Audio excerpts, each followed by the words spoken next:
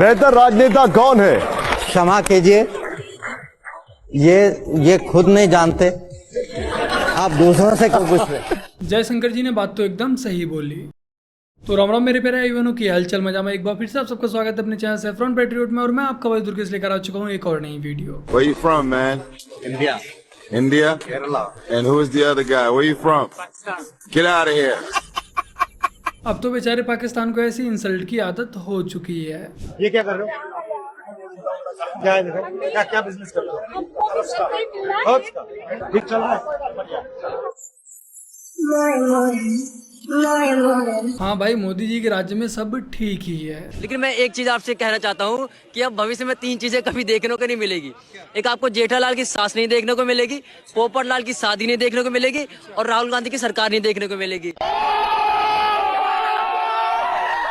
भाई ने एकदम सही कहा। किसको प्रधानमंत्री चुनना है इस बार? देखो जी, वैसे तो अपना ओवैसी है जो है। एक बार ओवैसी की सरकार लाना चाहिए। ओवैसी क्यों बदलना चाहिए और क्यों ओवैसी बनना चाहिए? देखो जी, ओवैसी के हम बोलना चाहते हैं कि ओवैसी सरकार आनी चाहिए। ये इसलिए आनी चाहिए कि बस यार मैं कुछ कह नहीं सकता, अगर मीडिया पर कुछ थोड़ा मैंने गलत बोल दिया तो मैं उठ जाऊंगा। बस इसी डर को कायम रखने के लिए केंद्र में मोदी और यूपी में योगी बहुत ही ज्यादा जरूरी है। और इनके अकॉर्डिंग ओवैसी को क्यों आना चाहिए? क्योंकि ये इस देश को भी इस्लामिक राष्ट्र बना सके, और ये बात अभी बेचारे खुलकर नहीं बोल पा रहे हैं। और भी लोगों से हम यहाँ वोट देने के लिए आए हुए हैं। क्या सोचकर वोट कर रहे हैं? किस पार्टी को वोट दे रहे हैं ये नहीं बताइएगा, क्या सोचकर वोट कर रहे हैं? हम लोग कमल छाप को देंगे। 4 जून को बहुत से नमूनों की दुकानें बंद होने वाली हैं। हाँ मैं दे रही हूँ भैया 1 लीटर। अरे आप? नमस्कार, मैं अरविंद केजरीवाल हूँ, अंदर आ सकता हूँ? माँ वोट मांगने आए होंगे। झूठा कहेगा। इस बार कौन सा नया वादा लेकर आए हैं आप? आपने हमें 15 लाख सीसीटीवी कैमरा दिए, महिला मार्शल दिए नहीं ना? हाँ, शराब की 400 दुकानों को लाइसेंस जरूर दे दिया, और ऊपर से आप निकले कॉमनवेल्थ घोटाला वालों के भी बाप। हमारी रक्षा करना रहने दीजिए, आपसे ना होगा। सुनिए, मोदी जी से होगा। ये तो ठीक नहीं है। बेचारा 4 दिन बाद फिर से जेल चला जाएगा, थोड़ा तो रहम खाओ। हम जनगणना के लिए यहाँ आए हैं। इस गांव में तुम ही एक पढ़े लिखे आदमी हो, इसलिए ये काम तुम्हें सौंपते हैं। काम का होगा? हर घर की औरत से पूछना कि घर पे लोग कितने हैं, शादी हुई कि नहीं, बच्चे कितने हैं। इन सवालों के जवाब घर नंबर के साथ लिखकर मुझे देना है, बस। ठीक है। क्या है? हमें जनगणना के लिए आपसे कुछ सवाल पूछने हैं। आपकी शादी हुई है? नहीं। नहीं। आपके कितने बच्चे हैं? बेशरम। अरे बेवकूफ, बच्चे कितने हैं पहले पूछना था ना। नमस्कार, हमें जनगणना के लिए आपसे कुछ सवाल पूछने हैं। आपके बच्चे हैं? जी हाँ। कितने हैं? 6। 6 हैं। आपकी शादी हुई है? इस मूवी के राइटर ने पक्का राहुल गांधी को ध्यान में रखते हुए ही इस सीन की रचना की होगी। हर एक महिलाओं को साल में रक्षाबंधन के समय 1 लाख रुपया दिया जाएगा, और जो गैस सिलेंडर 1100-1200 में मिल रहा है उसको घटाकर 500 कर दिया जाएगा। ठीक है ना? तो आप लोग साथ दीजिए, तेजस्वी यादव जी का साथ दीजिए। आप लोग एक बार मौका दीजिए यहाँ पर रोहिणी आचार्य जी को सेवा करने के लिए, तो दीजिएगा ना? जरूर। जी को घटवा दीजिएगा। 3 नंबर। देखो, मैं विधायक या सांसद बना तो सबको 10-10 लाख रुपए मिलेंगे। दिवाली पर 10 लाख रुपए, होली पर 10 लाख रुपए, रक्षाबंधन पे 10 लाख रुपए, और हाँ ईद पे आपको 20-20 लाख रुपए मिलेंगे। वैसे भी बोलने में कौन सा ही टैक्स लगता है। पहलवान, महिला पहलवान कहाँ है? उनको भी स्वाति मालीवाल के समर्थन में आना चाहिए था। स्वाति मालीवाल सबसे मुखर आवाज थी उन पहलवानों के पक्ष में, महिला पहलवानों के पक्ष में जो ब्रजभूषण के खिलाफ अनशन कर रही थी। उन्होंने एक ट्वीट तक नहीं किया।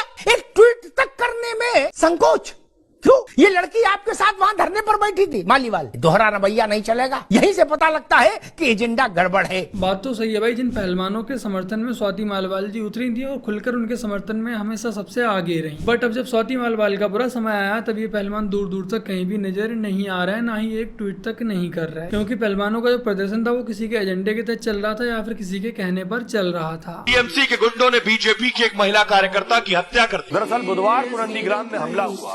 बीजेपी कार्यकर्ताओं पर अचानक अटैक किया गया। हमलावरों ने धारदार हथियार से अचानक हमला किया, जिसकी वजह से बीजेपी कार्यकर्ता रथीवाला की मौत हो गई।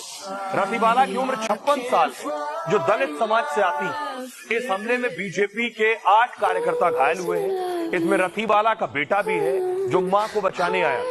लेकिन इसे डिक्टेटरशिप नहीं कह सकते, क्योंकि जो घायल हुए हैं, जो मरे हैं, वो मरने वाले बीजेपी के कार्यकर्ता थे। और इस पर जो भीम आर्मी है वो धरना तो दूर की बात रही, वो भी एक ट्वीट नहीं करे, क्योंकि ये दलित नहीं थे, ये बीजेपी के दलित थे। खैर आशा करता हूँ कि 4 जून के बाद ये जंगल राज खत्म हो जाएगा, वरना बंगाल ऐसे ही जलता रहेगा, क्योंकि ममता दीदी अपने मुस्लिम वोट बैंक को खुश रखने में बिजी है, उन्हें नाराज नहीं कर सकती। नूर आलम महज 10 साल का है और जब वो मदरसे में कल खेल रहा था तो उसको गेंद दिखता है। वो गेंद को उठाने के लिए दौड़ कर जाता है। वो जैसे ही गेंद उठाता है, पीछे से मौलाना इमामुद्दीन का आवाज आता है, बॉल छोड़ दो। वो लड़का बॉल नहीं छोड़ता है। इमामुद्दीन साहब दौड़ कर जाते हैं और तभी वहां पर एक जोरदार धमाका होता है कि वो गेंद थी ही नहीं, वो अपने आप में एक बम था। और उसके बाद इतना जोरदार धमाका होता है कि पूरा इलाका दहल जाता है। पुलिस के मुताबिक वहां पर जो टाइल्स लगा है उसको धो पोंछ कर साफ कर दिया गया है। ये बताने का प्रयास किया गया पहले कि यहाँ पर सिलेंडर का विस्फोट हुआ है। नूर आलम का इलाज चल रहा है। नूर आलम ने खुद ही बताया कि वहां पर उसको एक गेंद दिखा जिससे वो खेलने का प्रयास कर रहा था। मौलाना साहब दौड़ कर आए, उसको बोले कि गेंद फेंको, तब तक वो गेंद फट गई और गेंद ऐसी फटी कि इमामुद्दीन साहब इस दुनिया को छोड़। इन मदरसों को ऐसे ही आतंकवाद व जिहाद की फैक्ट्री नहीं कहा जाता है। कर्नाटक के बेलगावी में रहने वाली 28 वर्षीय हिंदू महिला को उसके पड़ोस में रहने वाली मुस्लिम महिला अपने घर बुलाती है। जब हिंदू महिला उस मुस्लिम महिला के घर पहुंचती है तो रफीक नामक जिहादी उस हिंदू महिला के साथ रेप करता है और रफीक की बेगम उस सारे कृत्य का वीडियो और फोटो बना लेती है। फिर उस हिंदू महिला पर बदनाम करने की धमकी देते हुए धर्म परिवर्तन कर इस्लाम कबूलने का दबाव बनाया गया। बुर्का पहनने के साथ 5 वक्त की नमाज पढ़ने के लिए मजबूर किया गया। साथ ही पति को तलाक देकर अपने घर में आकर रहने के लिए दबाव बनाया गया। इस मामले में सेंदत्ती में 7 लोगों के खिलाफ मुकदमा दर्ज कर लिया गया। आखिर कब तक भारत की हिंदू महिलाएं इन जिहादियों का शिकार होती रहेंगी? आखिर कब तक इन जिहादियों का आतंक सहता रहेगा हिंदू समाज? अब कहाँ मर गए वो लोग जो जय भीम और जय भीम का नारा लगाते हैं? अब क्यों वो इस दलित हिंदू महिला के साथ खड़े नहीं हैं? क्यों वो इसका साथ नहीं दे रहे हैं? क्यों वो इस पर कुछ नहीं बोलते? जय हिंद। उनका मजहब, उनकी किताबों ने यही सिखाती। इनकी किताब ने इनका इतना ब्रेन वॉश कर रखा। सोचिए इस अपराध में एक महिला के साथ इतना जघन्य अपराध हुआ, उसमें भी दूसरी महिला शामिल थी। और जब तक ये सड़ी गली मानसिक सोच के सोर्स को खत्म नहीं किया जाएगा तब तक ये पूरी दुनिया को, पूरी इंसानियत को दीमक बन के ऐसे ही खोखला करते रहेंगे। 10 साल हो गए भाजपा के, 10 साल में कोई डेवलपमेंट हुआ? मुझे बिल्कुल पसंद नहीं है सीरीज। क्यों नहीं? कारण भाई तो नहीं पसंद ही नहीं भाई।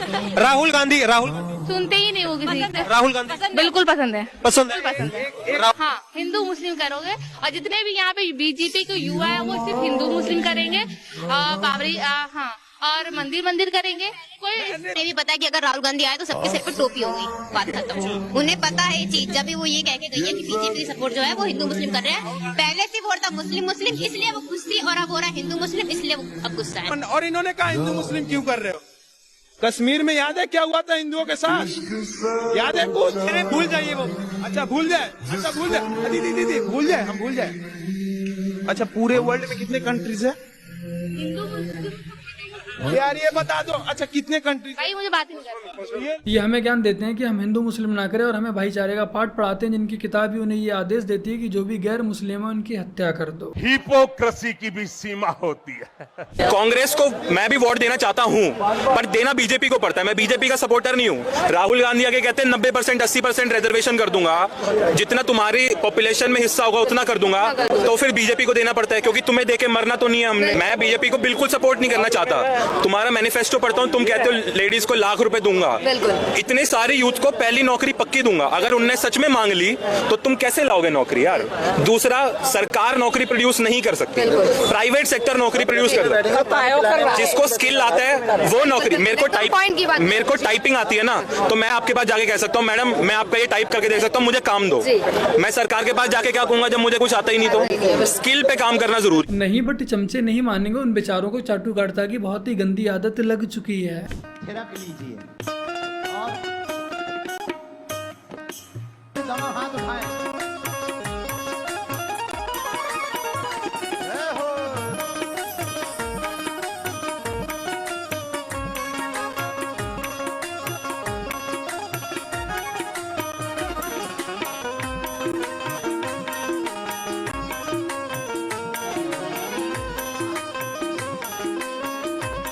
सुना है धीरेन्द्र शास्त्री जी के दुबई जाने के बाद जिन लोगों ने तलवार के जोर पर सलवार पहन ली थी वो भी दुबई के शेखों को, दुबई के मजहबी लोगों को ज्ञान दे रहे हैं कि सच्चा मुस्लिम कौन है। और इस समय जो हमारे भारतीय मजहबी हैं जिन्होंने तलवार के जोर पर सलवार पहन ली थी उनकी तशरीफ में काफी दर्द हो रहा है। खैर ये दर्द अभी काफी बढ़ने वाला है। तो बस मेरे प्यारे भाई बहनों आज की अपनी इस वीडियो में इतना ही। वीडियो को लाइक शेयर कमेंट और अपने इस चैनल को सब्सक्राइब आज से कर लीजिएगा। चलिए जल्द मिलते हैं एक और नई वीडियो के साथ, तब तक के लिए जय हिंद, वंदे मातरम, जय श्री राम।